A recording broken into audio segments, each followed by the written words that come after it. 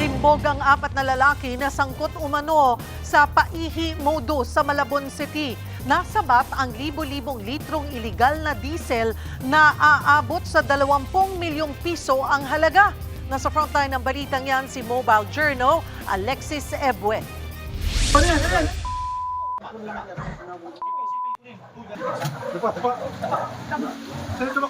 Hindi na nakapalag ang mga lalaki niyan sa Barangay Concepcion, Malabon City. Matapos salakayin ng mga tauhan ng PNP Criminal Investigation and Detection Group ang kanilang tugboat. Ikinasa ng CIDG ang buy-bust operation dahil sa paihi scheme ng grupo.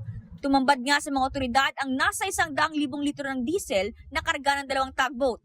Ang kabuhang halaga niyan, nasa mahigit kumulang 20 milyong piso. Ito yung tugboat na isa sir na meron din laman.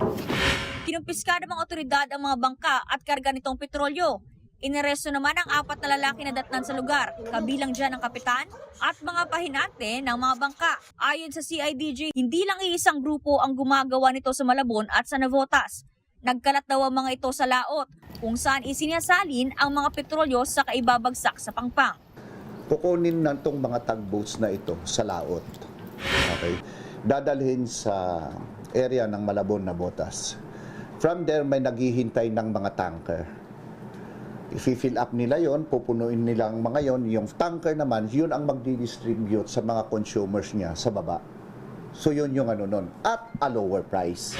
Dagdag pa ng CIDG, nakakasira ng makina ng mga sasakyan ang mga petrolyong ibinebenta ng grupo. In the long run, ang magsasuffer pa din ang inyong mga bulsa dahil kung makikita nyo, naghahalo ang tubig at mga diesel doon sa sinisip-sip nitong tanker na ito na ibinababa sa inyo na ginagamit ng sasakyan nyo. Eventually, masisira din yung sasakyan nyo dahil dito.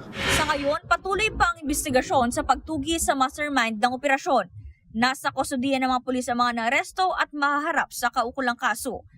Nagbabalita mula sa Frontline, Mobile Journal Alexis Ebue, News 5. Mga kapatid, Cheryl Cosing po. Maging maalam at may pakialam sa mga napapanahong issue at headlines. Mag-follow at mag-subscribe na sa social media pages ng News 5.